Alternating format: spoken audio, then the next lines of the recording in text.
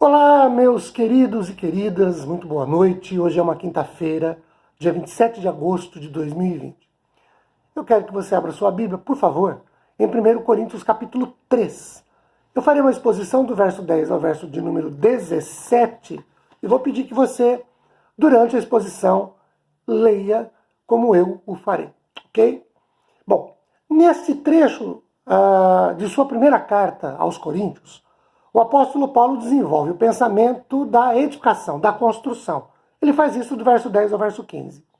Ele compara a si mesmo com um prudente construtor, embora não sem inserir cautelosamente, conforme a gente lê no verso de número 10, segundo a graça de Deus que lhe foi dada. Veja o verso 10, ó. Segundo a graça de Deus que me foi dada, lancei o fundamento como prudente construtor, e outro edifica sobre ele, porém, cada um veja como edifica.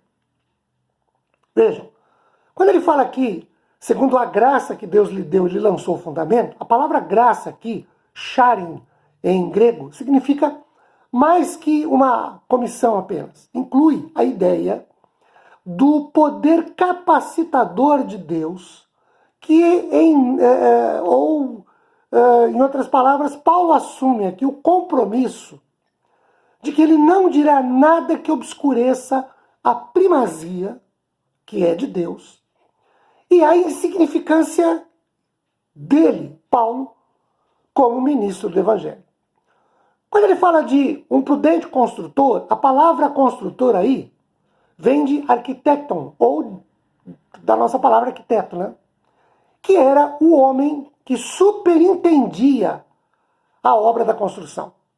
A palavra prudente, também no verso 10, neste contexto, denota um habilidoso profissional.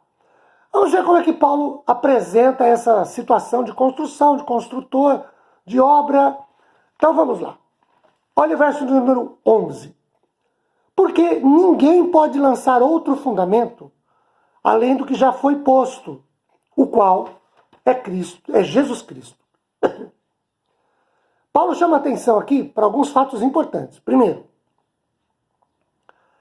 é preciso que não haja nenhum conceito errôneo sobre o fundamento. Então, veja, singular, o fundamento, não fundamentos. Tanto que ele diz, não se pode lançar outro, então só tem um. Só existe, então, a segunda coisa é que só existe um fundamento. E é fundamento, não fundamento, e é um fundamento, e não é uma que serve como fundamento. É masculino e é singular. Outra coisa, esse fundamento, que é um, que é único, tem nome. Paulo já o identifica, ele diz, ó, não pode ser outro. É Jesus Cristo.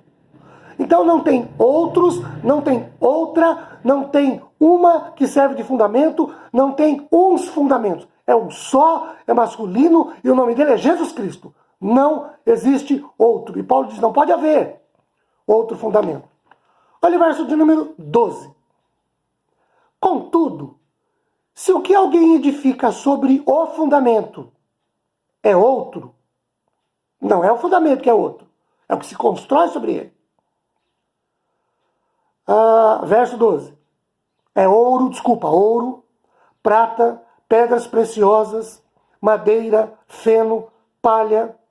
Eu vou precisar ler aqui para a gente ter o raciocínio correto. Manifesta se tornará a obra de cada um, pois o dia, preste atenção aí na palavra dia, caixa alta, né? Letra maiúscula, a gente vai dizer qual é daqui a pouco, a demonstrará. Porque está sendo revelada pelo fogo, o qual seja a obra de cada um. O próprio fogo o provará. Se permanecer a obra de alguém que sobre o fundamento edificou, esse receberá galardão. Se a obra de alguém se queimar, sofrerá ele dano, mas esse mesmo será salvo, todavia, como que através do fogo. Bem, versos 12, 13, 14 e 15 que acabamos de ler.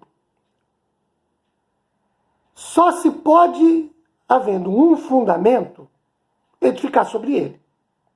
Então vejam, mesmo havendo um único fundamento, a estrutura edificada sobre ele pode ser diferente. Paulo destaca aqui, no verso 12, vários materiais que podem ser usados, incorporados na estrutura ou na obra da construção. E às vezes se emprega engenhosidade na tentativa de encontrar sentidos edificantes para todos eles. O que nos parece aqui, queridos, é que Paulo está interessado em duas classes de materiais. Primeiro, a dos valiosos, aqueles que, provados pelo fogo, se mantêm, se purificam e se mantêm, que é o caso do ouro, da prata e das pedras preciosas. E a segunda categoria, a segunda classe de materiais, são a dos materiais sem valor, aqueles que, provados pelo fogo, queimam, exterminam, acabam, que é a madeira, o feno e a palha ou o restolho. De acordo com o verso 13, haverá um tempo de prova para toda edificação. O dia não recebe maior identificação, mas, evidentemente, à luz da Bíblia, trata-se do dia em que Cristo voltará, ou efetivamente, o dia do juízo. E aí nós temos dois textos para consubstanciar essa ideia de este dia ser dia de juízo, dia de acerto de contas. 1 Tessalonicenses capítulo 5, versículo 4. 1 Tessalonicenses 5, 4.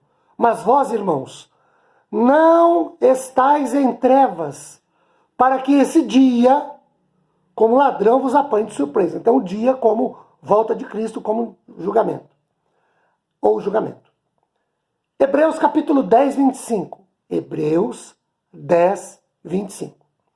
Não deixemos de congregar-nos, como é costume de alguns. Antes, façamos admoestações, e tanto mais quanto vedes que o dia se aproxima. De novo, o dia, volta de Cristo ou o juízo. Aqui, a ideia é de uma prova rigorosa, pois ela é comparada com o fogo. O fogo expurga, exclui a escória, deixa o metal puro, o precioso. Aqui a figura é a do fogo devorando um edifício, madeira, feno, palha. Consome o material sujeito à combustão, madeira, feno e palha, e deixa o que foi bem construído. Quando o texto fala de demonstrará, do grego delosei, significa mostrar em seu verdadeiro caráter. Quando Paulo fala de revelar pelo que é, ou qual seja, indica-nos a importância da verdade de que o que conta é a qualidade do material empregado na construção, não a quantidade. Qualidade do material, não quantidade. Os versos 14 e 15 que a gente já leu, o resultado do fogo da prova consiste em determinar se o homem receberá ou não um galardão, um prêmio, um bônus, um salário. Todos quantos são considerados aqui são salvos. Construíram sobre um único fundamento, que é Jesus Cristo. Até mesmo o homem cuja obra se queima não se perde.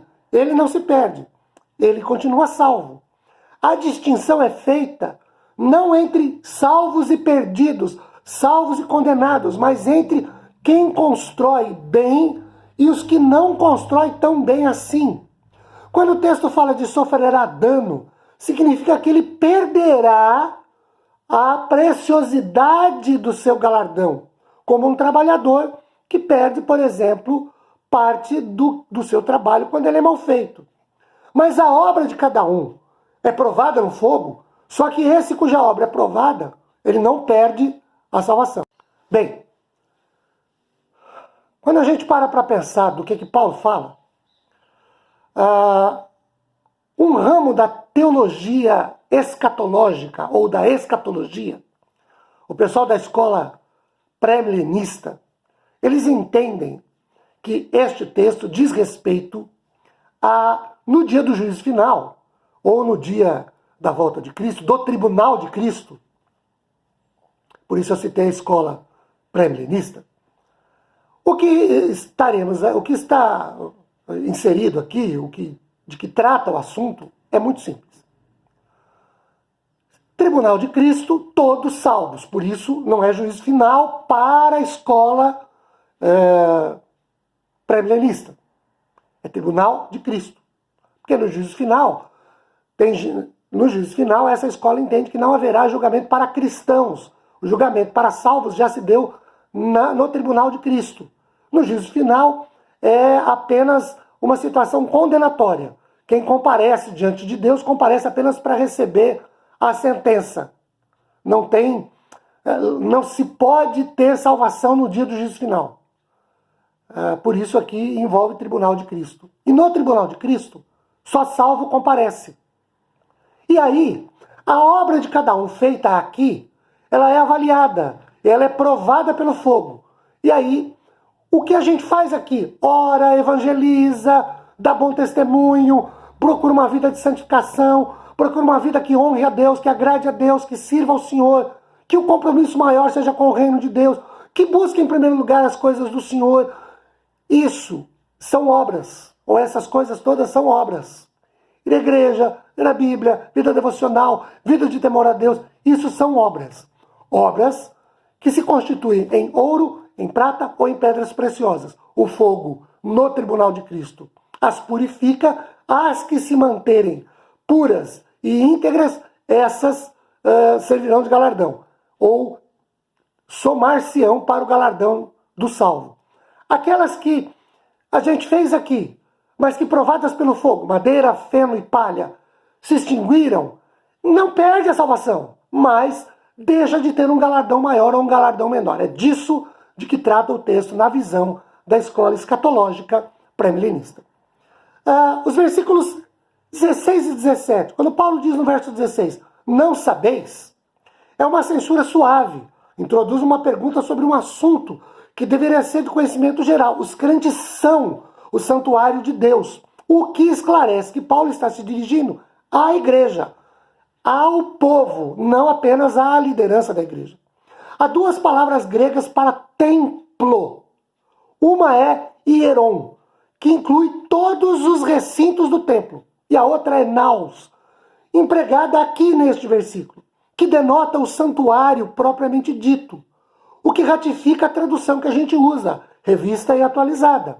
A palavra indica-nos a presença pessoal de Deus, e isso se expõe explicitamente com a asserção de que o Espírito Santo habita nos crentes salvos. A ideia aqui é de que toda a comunidade dos crentes é santuário de Deus. Santuário está no singular, mas o verbo vós sois está no plural. A igreja é a referida aqui. E no verso 17, a gravidade das divisões da igreja de Corinto, vista à luz deste caráter de Deus, de templo de Deus, mostra uma incompatibilidade. Porque é templo de Deus, a igreja é templo de Deus, o homem que deixa de reagir corretamente a essa situação de ser templo de Deus é culpado de pecado. Envolver-se em divisões, em briga, em dissensões, é destruir a sociedade divina, consequentemente convidar o pecado a reinar, a imperar contra a sua vida, contra o templo de Deus. Por isso, a importância, quem é de Deus ouve a palavra de Deus, por isso a importância de buscar, quem é de Deus, quem é salvo, uma vida de santificação, porque é onde o Espírito Santo habita, para que a casa esteja sempre limpa, o templo esteja sempre limpo e voltado para adorar a Deus. Boa noite, fique na paz do Senhor, que Deus te abençoe. Tchau, gente!